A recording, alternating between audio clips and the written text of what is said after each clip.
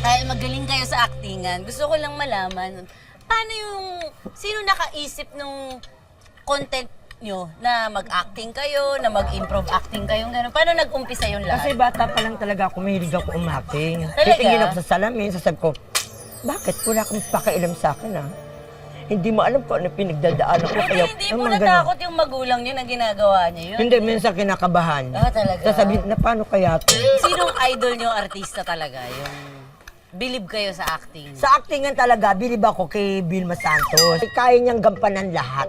ng role? Na lahat ng klaseng role. Na-meet mo na ba? Sino? Si Vilma. Oo naman, na-meet ko yun. Anong pakiramdam nung nakilala mo siya? Siyempre, sobrang saya. Vilma Santos yan. Alam mo ba, imbis na ako mangyakap, akong niyakap niya. Ay, bongga. Di ba, Miss Vilma Santos, yayakapin. Anong pakiramdam nun? Siyempre, para ka na sa langit. Kasi gusto-gusto niya actingin. Babalik tayo. Paano nag-umpisa yung unang-unang nag-live kayo, tapos nag-acting-acting kayo? Sa TikTok, Or di ba? Sa TikTok. Oo, Sa TikTok madalas na. yun na ba yung Oo. gawin? Opo, sir. Madalas kong gawin talaga. Madalas siya po. Talaga? Sino nagsabi sa inyo mag-TikTok pa? Ako Kaya, talaga. Ako talaga?